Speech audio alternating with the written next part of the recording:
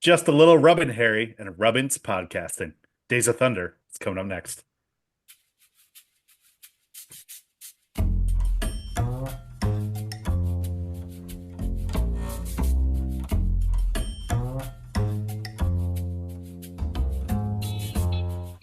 Haven't Seen It with Tim Sestito and Tommy Tiffany.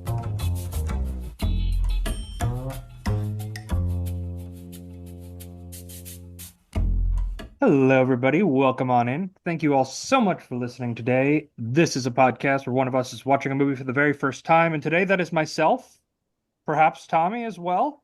I saw this for the first time 2 months ago or 3 months ago. So Yeah, it's like it's teetering on it. We yeah, sometimes we sometimes stretch out the limit of when we first saw a movie for this podcast purpose. I make Tommy not post it on Letterbox exclusively. I'm like, we're gonna cover it. Don't you dare rate yeah, it on Letterbox. yeah, yeah. Wait. That's the only time you're a fraud is if you post it on Letterbox. But we are joined today by our good friend Connor Dowling. Dowling, thank you for showing up here, talking a little Days of Thunder with us. Now, is this a movie you saw in the theaters when it came out? No, I think I was about eight when it came out. This was like a library rental, you Yeah, know. Watched it once, uh, watched it again. Um, God, 25 years later, maybe no, like 35 years later, yeah, today. So interesting couple of viewpoints, you know what I mean? Oh yeah. yeah. It was funny because I remember like 2 months ago in our group chat or 3 months ago when I first went to go see this movie. I was like, "Hey guys, I'm watching Days of Thunder," and you're like, "Oh, love that movie. Haven't seen it in 30 years. Love it." And I was like, "You sure you loved it if you haven't seen it in 30 years?" I think Timmy said that directly. He's like, "What are you talking about?" No, serious. Yeah. Like I had, I think this movie is peaks and valleys. You know what I mean? And Hmm. like I definitely loved it the first time I saw it. I was like, this is awesome. It's You're like great. 13 years old. You're like, this is awesome. This is great. Yeah. And then Yeah, like, even younger, maybe like 10, yeah. you know, Oh yeah, like fast cars go fast. Fuck yeah. yeah, 10, 11, and you still got that Top Gun high. You like my age, everyone saw Top Gun, and that was Yeah. how you were introduced to Tom Cruise. Like, 7-year-olds, unless you're Tommy, are not going to see like Risky Business. So Yeah, like yeah. you see Top Gun, and then you're like, oh my God, this is Top Gun with race cars. It's gonna be dope. And I liked it as a kid, liked it now, but just a little hits different. Yeah. So real quick, should we get to the point of before we get into further stuff? Top Gun or Days of Thunder? What do you think? What is better? It's not Top Gun Maverick. close. Well, Top Gun Any Maverick of is a them. whole different thing. Yeah. Just the original versus the original. This one's like a bit.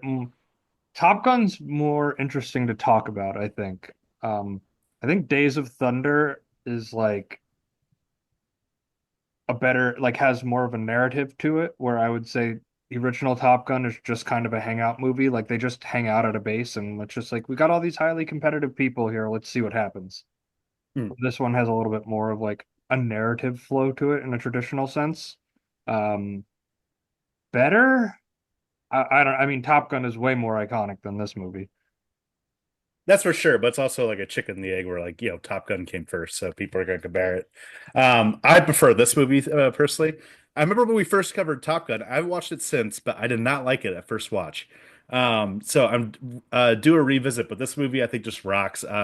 It's also great for your sound system. If you have a great sound system, you hearing the cars go by, and Tony Scott just knows how to direct the fuck out of a racing scene. So Very true. That he does. What do you think, Darling? Top Gun or Um, Days of Thunder? it's not close for me. I'm going Top Gun all day. yeah, And it's, that it I'm pretty sure that was the highest grossing movie of that year it came out, right? Definitely. Top Gun, yeah. oh yeah, And like I remember my mom being like, this is a great movie. Like every woman my age and like 25 years older, easy. That's like their favorite movie. yeah, Up there with like Dirty Dancing and Pretty Woman.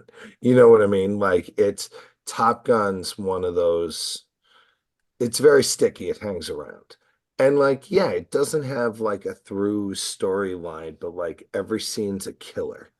And like there's some goofiness, just like in this movie. This movie's amazing with its goofiness, but like I feel like there's some valleys in here where it's like, oh my God, move it along, please. Like, you You're know, talking about the last 20 minutes before Daytona. yeah, yeah, Yeah, all of yeah. it. It's like, yeah, that's cool. If you give me like a wheelchair race, like to spice it up, I'll stay in. But like, there is some parts, it's just dragging. Yeah, Yeah. we'll talk about it more in Of course, detail. sorry, sorry, sorry, Let's sorry. talk about a movie we all saw recently. Uh, Tommy, kick it off. You're always watching a new movie. You're Yeah. always going in there and watching new stuff. So this is actually an old movie I want to talk about, and it's related to this movie because Carrie Elwes stars in both. My venue I work at, Call Street Music Hall, we hosted a screening of The Princess Bride with Carrie Elwes. So I know it's one of Dowling's favorite movies. I think the it's first number time I one. watched, I think the first Yeah, time I watched it was in your basement. If I easily.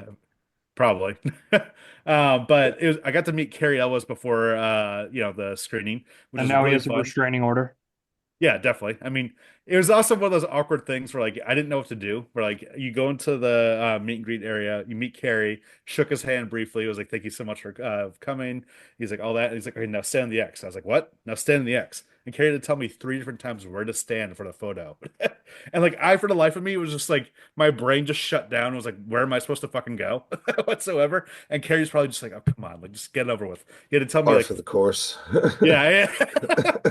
I don't think I was the only one that probably did that, but it was still just awkward. Where I was just like, You just and you he's like, just now bump lean to me, and I'm like, what are you talking about? you just bump into him like after the show, like he's outside the venue smoking a bum, and you're like, "Oh, Mr. Ills, I'm so sorry for ruining your photo shoot." And he's like, "Kid, it happens every time." Just like licks the cigarette and just walks off into the sunset. That's just how I'm Yeah, picturing it went. I'm assuming not. They give you the, yeah, you know how many Tommy Tevenets there are in this world, kid. Dude, yeah. I deal There's with this one shit every all the show. time. Every time we have one that doesn't know where to stand on the X. I always forget that he's British though, so that threw me off for a second. I was Oh like, "Oh yeah, yeah, British accent." But Princess Bride, I mean, what a movie! It was fun to see this movie. I think 900 people rather were in attendance, and it's easily the amazing. biggest crowd I've ever been for a movie. And there's one cool moment, the moment where it's like, "I want my father back, you son of a bitch." The whole Oh crowd erupted into cheers, and with 900 well, people cheering during a movie, it was like one of those things like, fuck yeah, this movie rocks. what is it's this? an What is amazing this? part. What is this? Minecraft? Yeah. No, stop. It's an amazing part. Like that's actually my favorite scene in movie history, and that is my favorite movie. Mandy Patinkin literally knocked it out of the ballpark. And Oh, like he easily. speaks about it, and he said that his father was dying of cancer.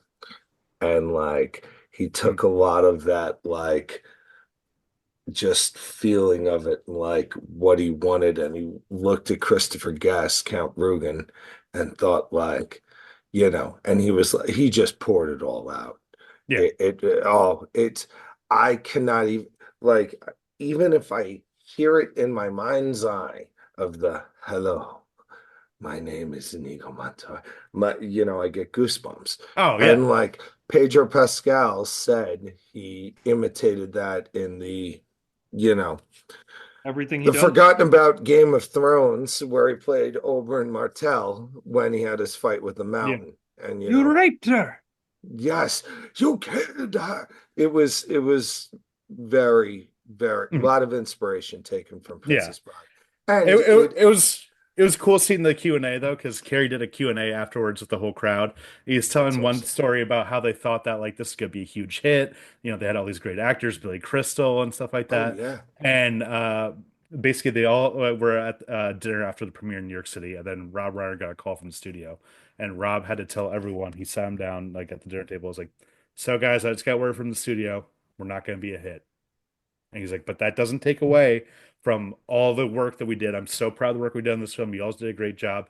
It's one of the things that did like mediocre at the box office. I think it only grossed 30 million during its original run. But on video market the next year, when VHS just became a Yeah. thing, it was like the top selling rental that year, and it became a cult classic from there on out. So When DVDs became a thing, it was one of the early contenders for highest selling DVDs. Like I remember my first batch where I didn't even have a player, they were too expensive. I got a computer with a DVD player in it. yeah. One of I bought that Princess Bride, I brought the Pierce Brosnan, The World Is Not Enough, Hmm. Classic. Is and yeah, like a that the one with couple Denise Richards? others. What was that? Is that the one with Denise Richards?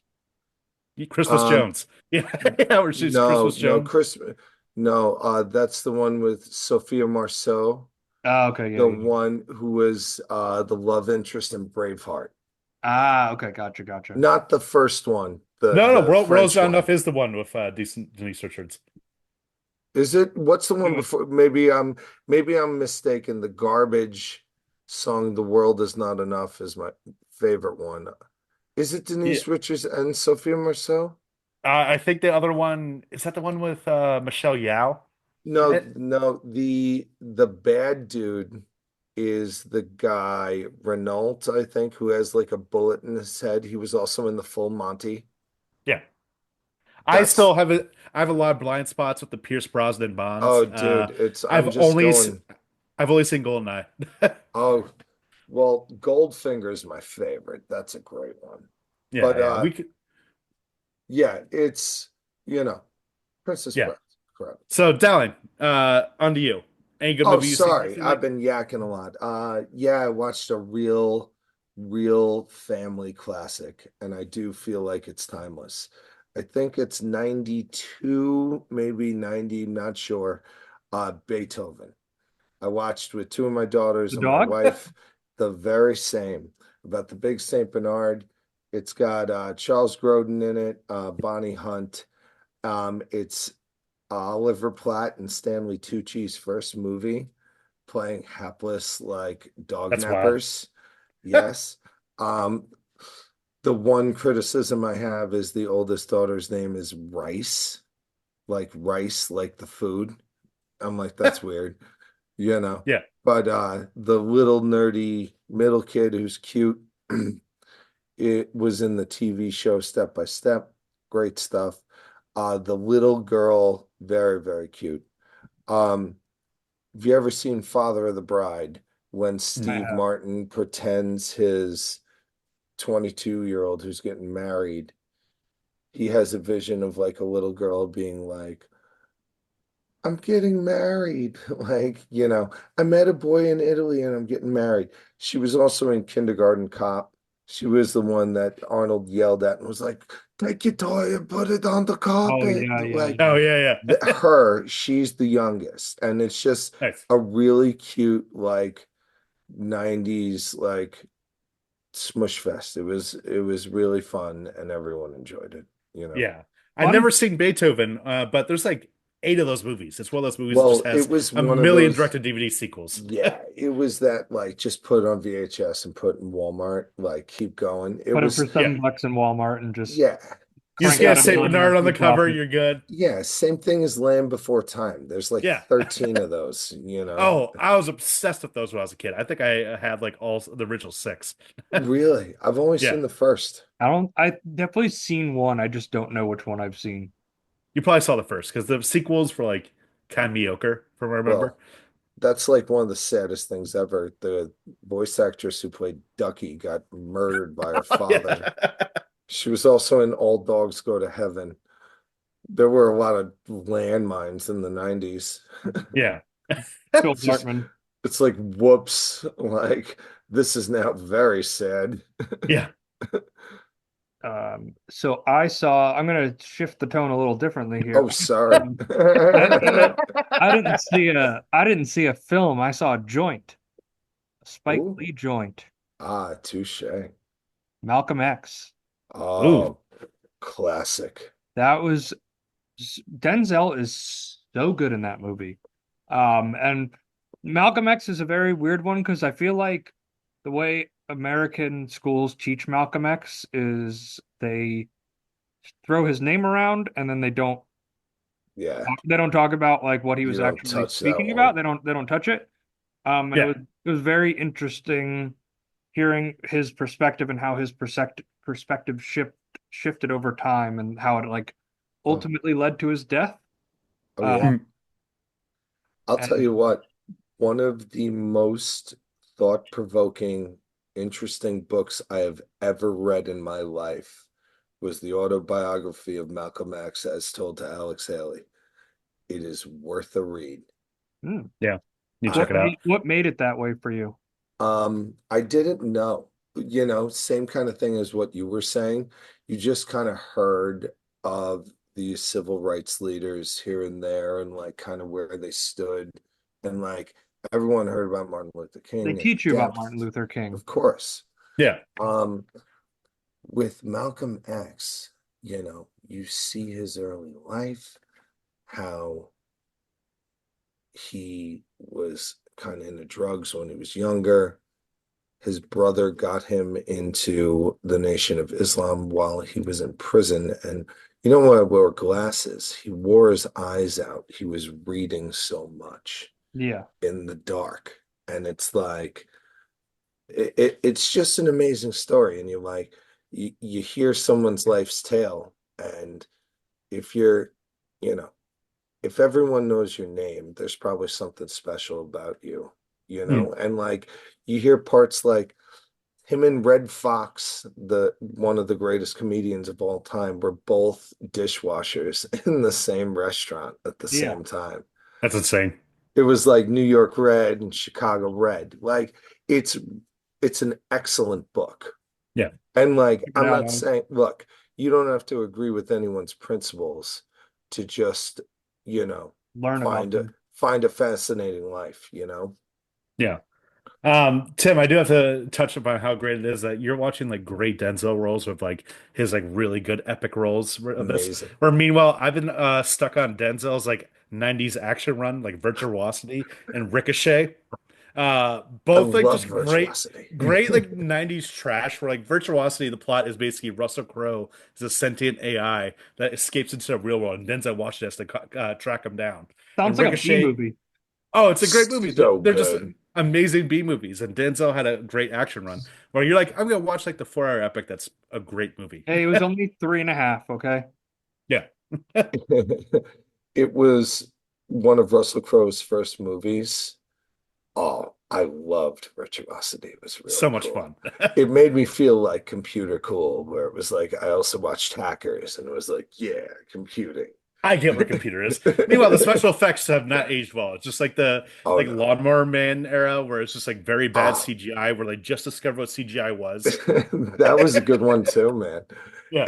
That was so different from what Stephen King actually wrote. He sued to take his name off of it because they were calling it like Stephen King's The Lawnmower Man, but it was so different. He was like, "No, That's not my fucking novel or book, I like whatever. that I it's like did enjoy it." I like that it's The Shining and the Lawnmower Man are the two movies that he's just had Yeah, litigious feuds about. but Lawnmower Man was just like a sci-fi virtual reality version of Flowers for Algernon.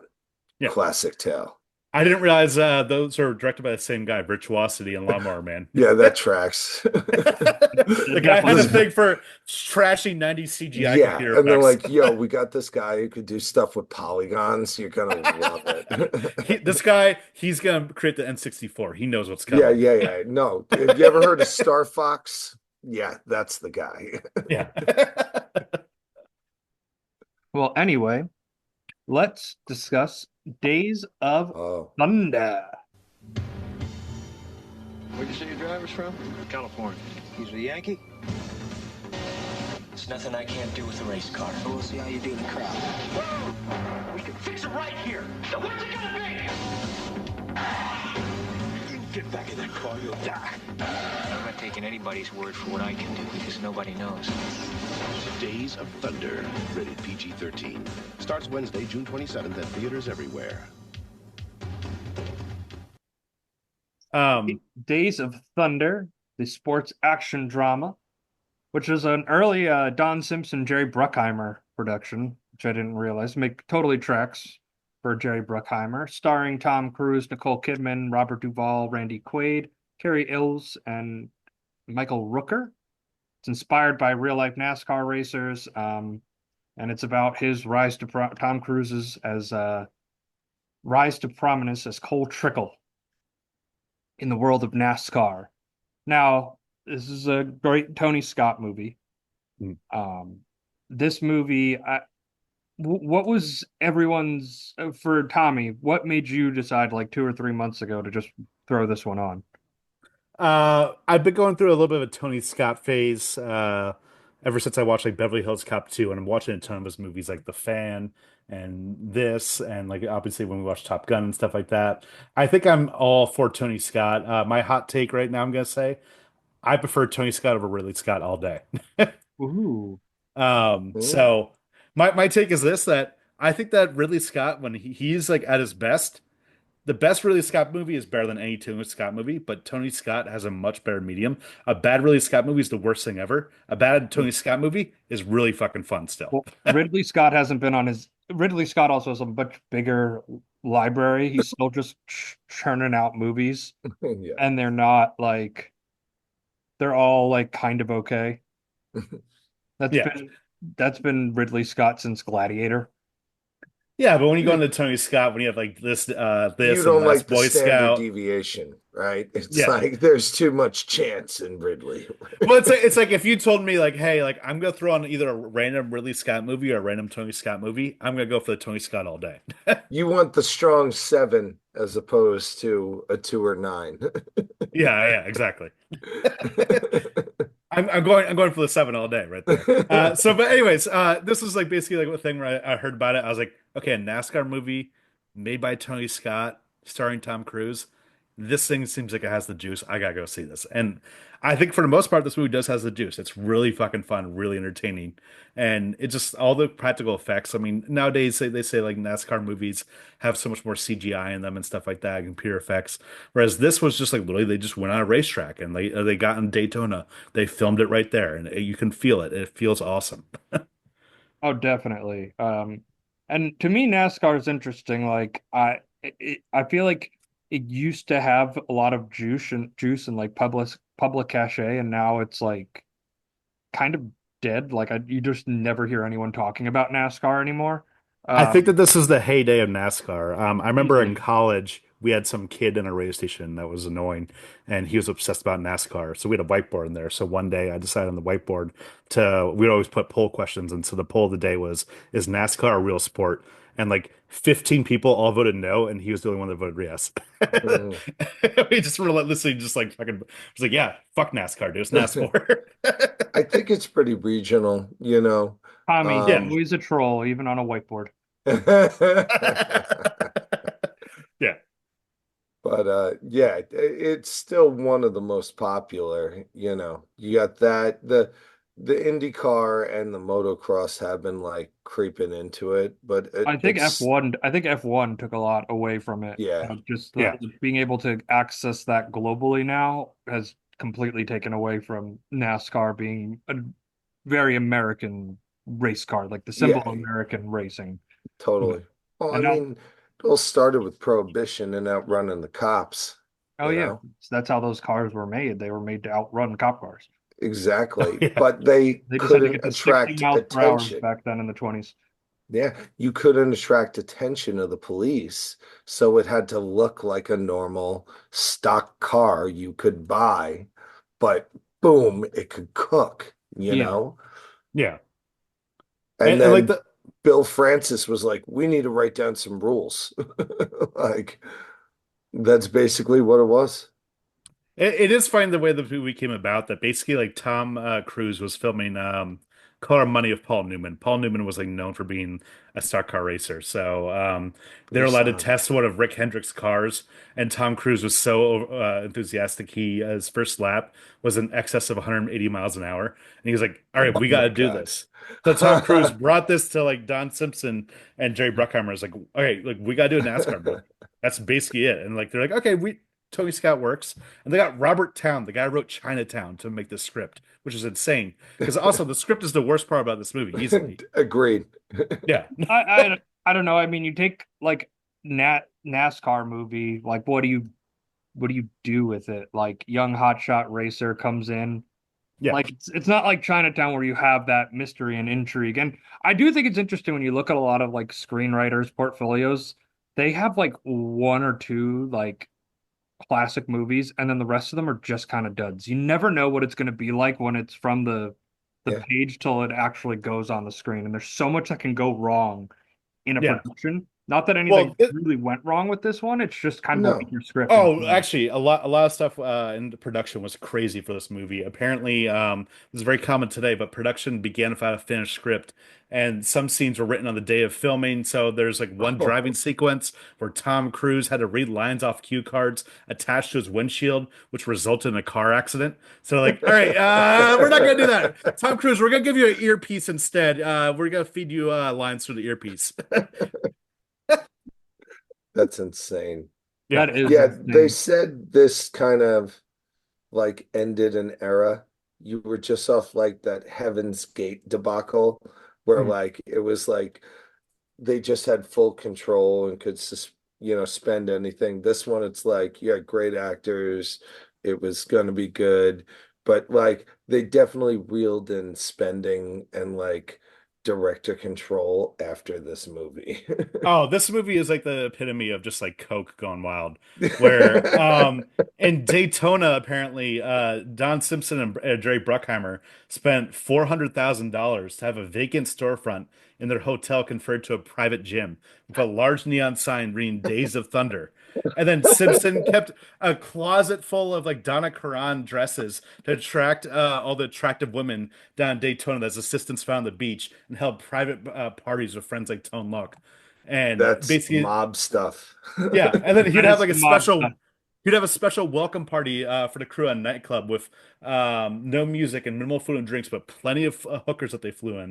Uh, so it was one of those things where it's just like, all right, I guess we're doing this. This movie went over budget, doubled its budget because basically like every day apparently was like Robert Town, Tony Scott, Jerry Bruckheimer, and Don Simpson getting in fights day of, being like, "Well, what the fuck are we supposed to do here? Like, oh, how are we gonna shoot this part?" And the crew sat around getting paid sometimes for 20 hours a day. Some of them said, "Yeah, we made so much overtime on Days of Thunder that I could have gone on vacation for 4 months after wrap date and been fine." It's amazing. That's that old like put it on the tab Yeah. Yeah. mentality. This killed that. That was like the end of it. Yeah, this movie had like a disappointing box office. So like after that, Did it? Paramount. It got Yeah, 100. It made 157 million at the box office. yeah, But but it they wasn't. expected more. Yeah, they were looking. Hey, we got Top Gun money coming. Don't worry. Yeah, Like, Yeah, yeah. they did not have top. They underestimated the United States interest in jet fighters versus NASCAR. yes. Yeah, There's yeah, just a literally. very big misread of the genre. And it all just stems from Tom Cruise's love of going fast and doing dangerous things. Well, he Yeah. looks good doing it, I'll tell you. Like the guy's great at an action film. He really Yeah. is. Oh, I There's mean, Pursuit some of Trauma too. sequences. There's some sequences in this movie. I think my favorite part of the movie is the montage set to that song "Give Me Some Lovin'," where it's oh This just yeah, like song. immediately. It's a song that's been in the movies a lot, but I feel like it's really used well here, where it's just like really keeps up the energy. It's one of those moments where you just want Oh to yeah. blast it as loud as possible. And you hear the part where like Michael Rooker starts hitting on his bumper over and over again. He's like, "He's hitting me! He's hitting me! What's going on?" It's like, "He's not hitting you. He's just He's not rubbing you." nudging you. He's not bumping you. he's just rubbing you. Yeah, and I knew this was just NASCAR movie, so me going into this, it was interesting to see as like, Robert Duvall as the crew chief, and I kept thinking, I was like, wow, there's a lot of pull in like movies like Cars or in even something like Talladega Nights. Like they're definitely drawing inspiration from this movie and taking little aspects of it and throwing it Totally. into their movies as well.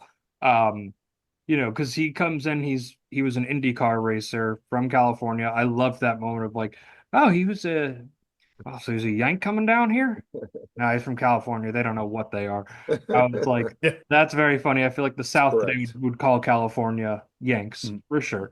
Um, and And what just a movie star entrance for Tom Cruise too. oh yeah, Coming Amazing. coming in on the motorcycle immediately, the music swelling. It's like, all right, here's your star. Here he is. Get ready. yeah, he's arrived. It was the movie star Yeah, shot. I He's feel the like last movie star. Tony Scott does the movie star shot so well. It's amazing.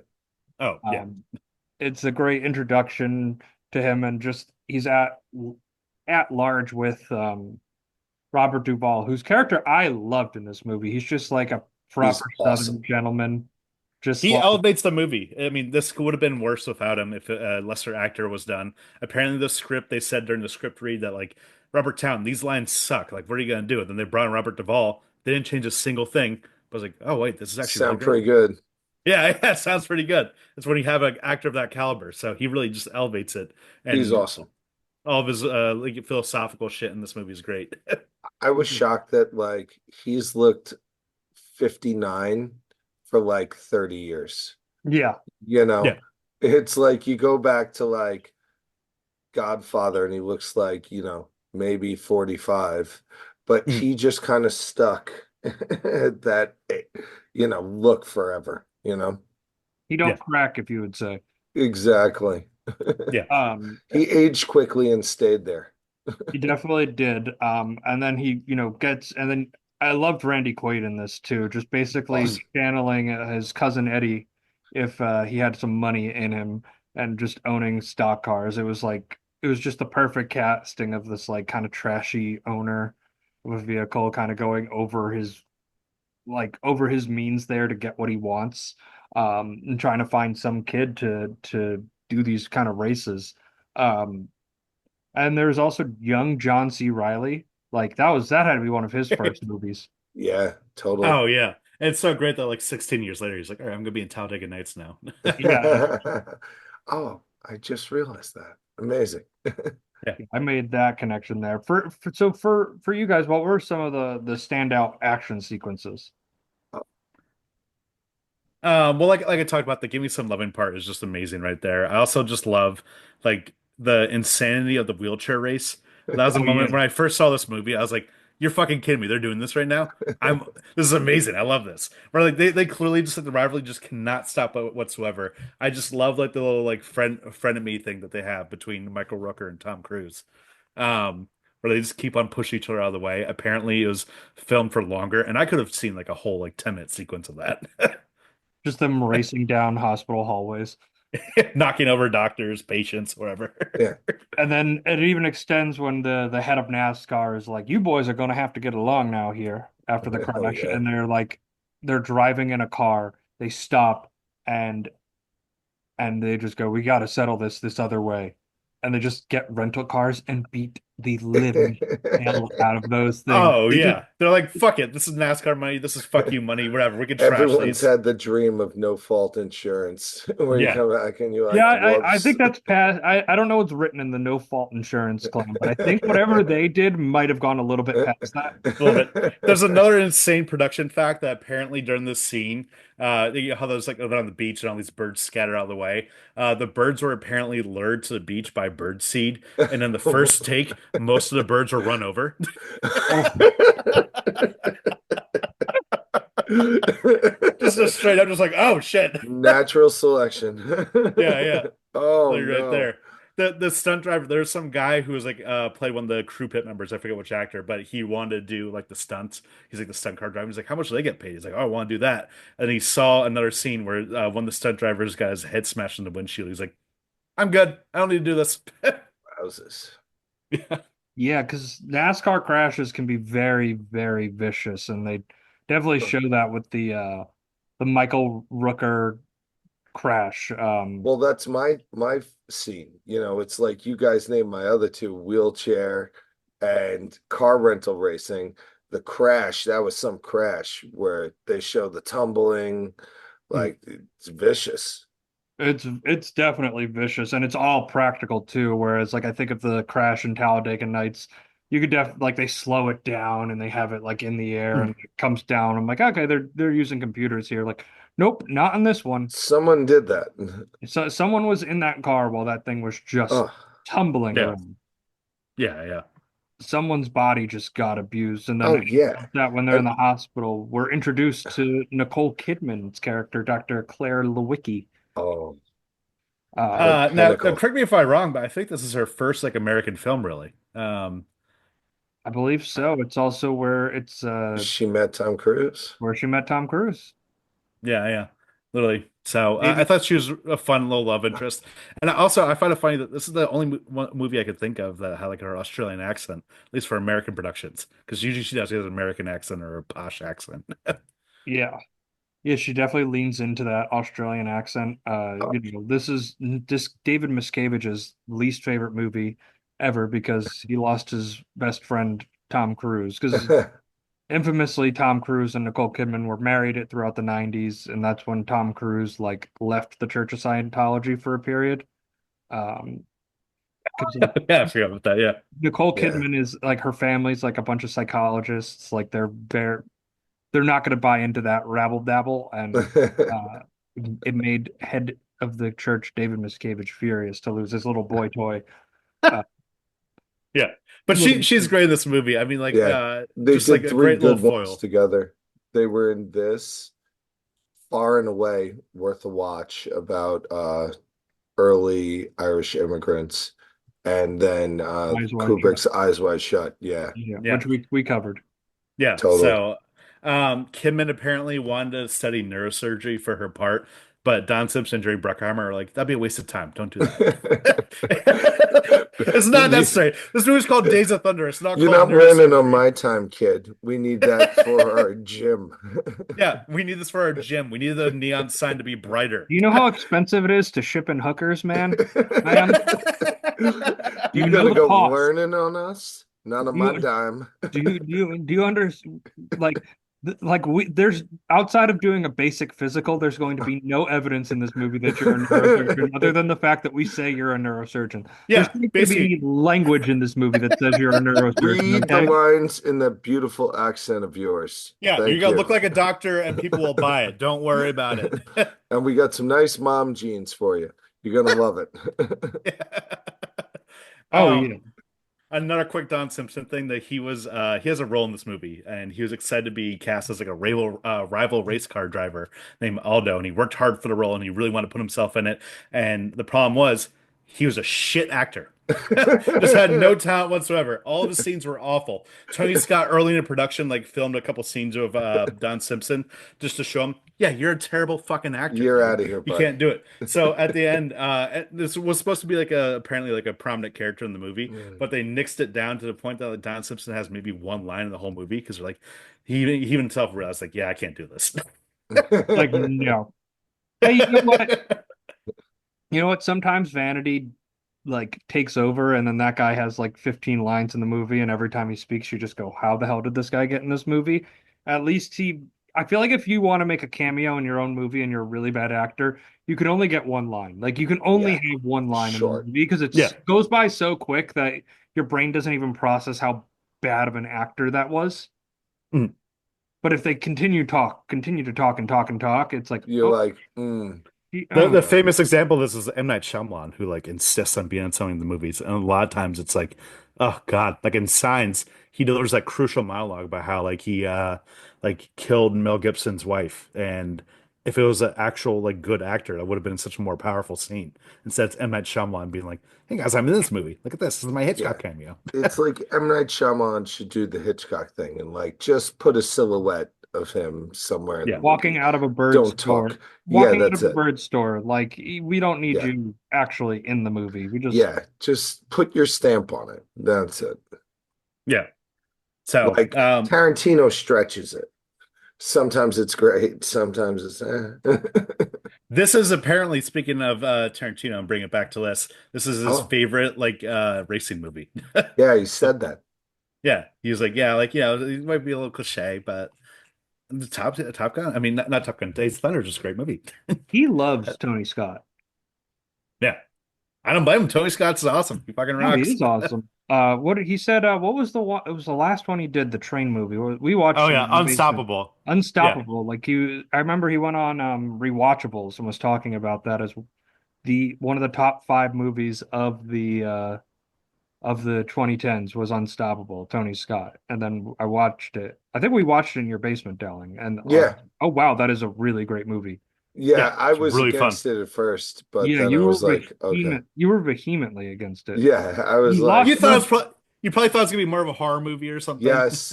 I was like, I don't want to be stressed tonight. Let's watch something nice. Like the time that movie Roulette, the only time we ever turned Oh, off the movie halfway through was because Good Time, the Safdie brothers movie, won, and you're like, I'm not ready for this anxiety trip of a fucking movie. yeah, No, we were you get watching this it. out I of here. was like, this is like getting a root canal.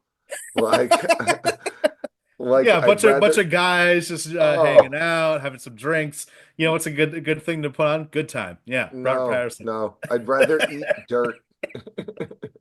Yeah, good. That was one of the It bigger was fails. We would have horrible. been better off with America, the movie, Yeah, that than was than suggested a Good number of Time. times. Yeah. Yeah, that was a rough one. I was like, I can't do this. Let's play some video games. Well, I remember when we went and saw Uncut Gems, and I think you fell asleep in the movie for that I one. did. That does happen. I woke up on the good parts though. Yeah. You woke up on the good parts. Is that the Julia Fox parts, or? The end where, they got the fellas in the cage, and he's calling out the bets. I saw the beginning too. That's the problem with this movie. There's some slow parts, and I'm like, I'm Yeah, there very are. comfortable. Yeah. After Cole gets taken out of his like rate, like loses his race sponsors, and is just kind of like wandering around for 20 Yeah, minutes, it's just kind of slow. yeah, Yeah, it's like we can move on. I mean, I wish that that time was like meant spent like building up Carrie Elves' character because he's supposed to be the big like climactic racer in the end he's supposed to face. But meanwhile, he maybe has like a scene before the race where it's just on yeah. TV being like a slight asshole. Yeah, and he was so polite before. He'd be like, "See you later." Well, Like he looked Yeah. like a that gentleman. whole feud felt very undercooked because Yeah. Carrie Eels was introduced as his like replacement racer during the crash, and then he got his own sponsorship after. And like Tom Cruise, I guess, was slightly rude to him, but he came up to him while he was like talking to his girlfriend on the phone, like, "Yeah, man, like maybe come back, like introduce yourself when he's not on the phone, man, and you'll probably get a more warm reception from him than you would if you're going up to somebody on the phone." And then it was just like he just became a badgering asshole towards, and both cars were owned by the same racing company. It was like, like, do you Yeah. really Yeah. destroy It the it car? And then there is that very funny scene where he screws over Tom Cruise. He basically destroys part of his car, and he just gets that thing back working. And during his victory lap, he just crashes into him and destroys the car. Yeah. Just fuck uh, you. yeah. There are so many great little moments like that in this movie. Like I love the one part where like Tom Cruise, he's still like a rookie and he's like, I need to go in for a pit, and Rob Duvall's like, you can't, we're eating ice cream right now. Oh, that was great. He's The like, ice cream? Are you kidding me? there are so many, as the Southern folk tend to say, like bless your heart moments Oh where yeah. it's like I want Yeah. to just say like right here, get some, but I'm gonna do it in the most passive aggressive way possible. Oh Yeah. yeah. It's like, what do you want me to do? I want you to hit the pole car. And it's like, what? Why? It's like that's the only thing you And haven't hit on this race. Like it's so I love the banter. I love the banter. Oh yeah. I love the connection that Cole and Harry ended up getting, where they were both very hesitant towards working with each other, and then Totally. they're able to find some common ground there. Mm. Um, and I loved the part where they were doing the race, and Harry's like, "All right, we're gonna do 50 laps your way, 50 laps my way, and let's see what happens." And the result of that is we just see the tires. He's like, the tire that's completely beat up is like, "This is Yeah. this is the way you did it your way. This is the way you did it my way." Or even his like first victory where you can tell that Cole is like apprehensive to go up the wall and swing past Rowdy to get into first place. He's like, "No, don't worry. I put on special tires just for this moment." It's a Yeah. total Dumbo magic feather. Yeah. Like, here you go. Like, Yeah. Yeah. I do love the added little character moment where like Tom Cruise talks to him and Robert Duvall, and he's like, I don't know shit about cars. Like I don't know. I mean, you told me all that stuff about like the wrenches and screws. I know how to yeah. drive it. That's about it. I bet that's true for most racers. Yeah, Like I wouldn't be they know how shocked. to drive it. They don't. Okay, you hit the pedal. and it just Yeah, a lot of the generation, like Jeff Gordon, he's one of the bigs. I think Mhm. he's tied with like a couple of the fellas in some of the big numbers in NASCAR. He was one of the first ones that got his start on go-karting, where it's That's like amazing. when there were no, like, and that wasn't a thing. Like, it was adults started driving, like, but Jeff Gordon and them, like that generation started freaking driving when they were little, and kids. like Yeah. eking, Mario Kart on 50cc and just eking it up a little bit every time, you know what I mean? Yeah. Yeah. And then they come in hot and like you get these young guys. Same thing in F1. Mm. Like we're dominant because they've been doing it since they could walk. Yeah, yeah, practically. Apparently, Tom Cruise had a meeting with Dale Earnhardt Sr. Prior to production of this movie. It was rumored that he was offered the role of Ray Burns, the Michael Rooker movie part rather, and he turned it down though because he didn't want to play the bad guy of all things. Well, it's So, interesting because he goes from the adversary to like a friend in there. Oh And I think yeah. yeah, during the slow part, it's that one part where he asks Cole to pick up his car and drive it because, he has that brain aneurysm and he Oh, can't it's sad. drive. And he just, he's like, why do you want me to do it? He's like, I have a lot of investments here. I need to make sure, like, it was not like a stereotypical of like, I need you to do this for you. It was Yeah. like, no, I need you to fucking do this for me, man. Like, this is yeah, strictly for me. And Totally. I don't and care. It's not a it win kind one of for the Gipper moment. It's Yeah. I got bills to pay. yeah. Like, can you keep this going? And it's shocking that his character doesn't die because you expect in some of these movies to be like, oh, like the rival turned friend like is now dead and now have to win this race for him. The Like, Apollo Creed get special, you get know. the get the Yeah, re- get my revenge on there. And then at the end too, where Cole is in last place and then he drives through the a wreckage again and through the smoke and realizes he can do it. It was a nice little Yeah. It's I tying it feel like together. this whole movie's in there's no black and white. There's no evil or like super good. It's like everyone's in the gray. Like Carrie Elwes isn't that bad of a dude. Like, you know, even, what's his face? The car owner Dowland, Randy Quaid's character. He lends him the motor at the end and helps push him out of the pit. And it's like, yeah, he fired them all, but he's like, he still sees the potential in Cole. Yeah. Like, I feel like the whole thing is just like almost the bad thing. Like the antagonist of the movie is like, you keep racing, you're probably gonna die. That's like yeah, the real bad guy. Oh yeah. Oh yeah, for yeah, sure. It's like, oh, you'll never drive again. You lost your sight for a couple times. Like, would you go back to doing it if you couldn't see for a bit? I'd be like, and I'm out. you yeah, yeah. know? Immediately, like I'm done. You mean this is dangerous? I'm out. I'm out. Cowards. No, it's Cowards, like both of you. I Yeah, not cowards. I'd try it. I'd try it, but if it went bad and I survived, like, how many, I'm 42. You know how many friends I have that like had motorcycles and had one crash and were like, never Oh, I again. it's just yeah, easy. It's just easier to not say anything and call you cowards. I concur. yeah. I am a star. I'm a star, I'm a star, I'm a star. I am a big, bright, shining star. All right, so who is the star of the movie? Who gives the best performance? What do you guys think? Because I think it's a It's two-legged race, and I don't think it's particularly close. Yeah. I think Tom Cruise, obviously, Oh, but Nicole Kidman, special to no. her. Um, uh, uh, what? I, Don's shaking his head, nodding his head. I think Nicole Kidman's great in this movie too. She gives a real like big foil to her. The whole scene where she's like talking to him about like, you are going to die, like if you do this. Like, is that what you want to do? Is that you like get me out of this car right now? The one part where he's like chasing the taxi driver, which is the same taxi driver moment right is there. bumping the car.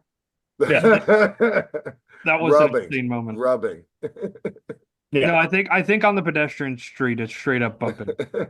Touche. Yeah. Dowling, you seem to disagree with that take. Well, I think it's Tom Cruise. I think if I had to say a second, it would be Robert Duvall, but Tom Cruise is the movie star. Like Mhm. Oh, you Tom Cruise watch, is the movie star, but the best performance is Robert Duvall. Mhm. He carries the bulk of the dialogue in this. He carries a lot of the humor and the heart in this movie. Like he is this movie. Like you could take another action star and maybe put them in this. Like Tom Cruise is uh, great for this just because you can tell he loves it, but you need but Robert Duvall in there. I I think think he's you much have more to. necessary for this movie to work. I think you need a Tom Cruise. Otherwise, you lose more of the audience. Like the only reason people are watching the slow middle, I think it's because of Tom Cruise.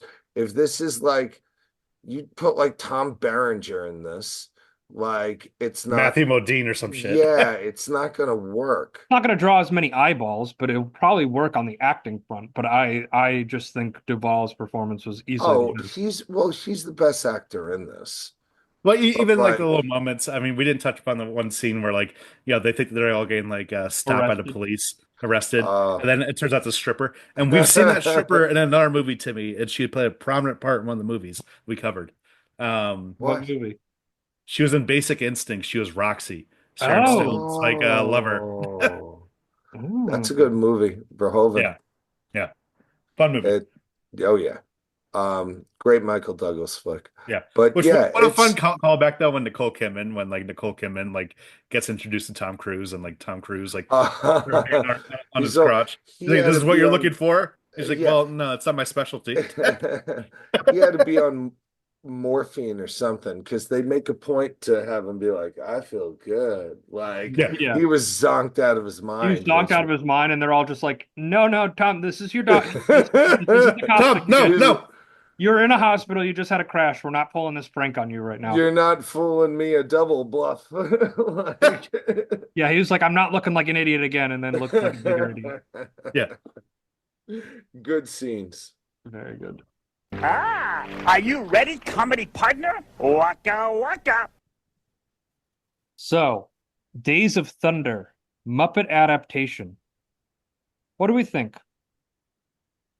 I think this film could work in Muppets. I mean, it's light Yeah. enough If you that made it a NASCAR musical and it's just like them driving and racing and they're singing songs the whole time and it's just like Kermit, like no hand on the wheel, just like with hands in the air flailing around. Like I could see it.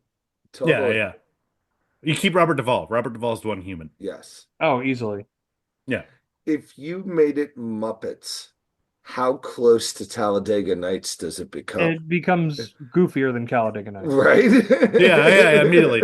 Because like there has to be a scene of a Muppet getting hit by a car on the track or something like that and going flying to the Fluff stands. going all over the place. Yeah, yeah. Yeah, I think that's nice. Yeah, I could see it. I could see it. A Muppet car racing movie, NASCAR movie. I could get both the Muppets and NASCAR back on their feet. So let's make it happen. All right, guys, review time. Give me your score to 5, Dowling. I think this is like a 3.5. I think there's highs, I think there's lows, I think there's great scenes, and some scenes I'm like, oh, come on. Like, am I gonna fast forward? No, but like dragging a little bit. I think there's more good than bad to carry it. So 3.5. Tommy? Yeah, I'm gonna echo Dowling's sentiments with a 3.5 out of 5. There are some parts of this movie that are a little slow, but you have fucking Tony Scott directing, you have Hans Zimmer doing the score, and it's Tom Cruise starring. It's just a great combination, and Tony Scott knows how to direct the fuck out of a race, and this is just a very entertaining movie. I feel like I'm gonna be rewatching this a ton. Yeah, I'm gonna go 3 out of 5. I'm same sentiments as you guys. I mean, you are just basically sitting there waiting for the next like with Yeah, this move, like when you compare it to something like Top Gun, like the Top Gun has much more memorable like non-fighter pilot sequences, Totally. non-action sequences, where in this one it was a little more mundane and a little bit more of like I'm waiting for the driving to start again. I'm waiting for that. Start your engines. Yeah, start the engines. Just keep them going. Don't turn them off. I don't need to hear any of these people talk. Just keep the cars going and yeah. I'm gonna have a good time. Yeah. But yeah, Days of Thunder, fun movie. Dowling, thank you so much for Oh, joining it's us been a again. pleasure, lads. A lot of fun. Nice little midweek before break. Very nice. And Tommy, any final thoughts before we wrap up this episode? Well, real quick, another production thing on this movie. Robert Towne, the screenwriter, had built a barn to specifications while production was filming outside of Charlotte. He didn't like the barn, so they didn't use it. And then they moved down to Daytona, and he made another barn be built. And then he didn't like that one either. So then all the barn scenes he had in this film are mostly scrapped. So he spent just like hundreds of thousands of dollars to build two barns. He's like, man, And that's how you inflate a budget. Put yeah, it on the literally. tab. Yeah, Put it on the tab. Exactly. literally. So, but anyways, thank you guys so much for listening. You can follow us on social media. That's at Seen It Pod. That's on Twitter, Instagram, TikTok, occasional thread. We're also on Blue Sky, podseenit.bluesky.social. And leave us a 5-star review. Apple, Spotify, wherever you get your podcasts. Helps us out, helps us grow the show. And then next week, we're continuing our sports month with a movie I've never seen, Hoosiers with Gene Hackman. So get ready. Classic movie. So good. Um, Thank you all so much for listening today. We will see you next time.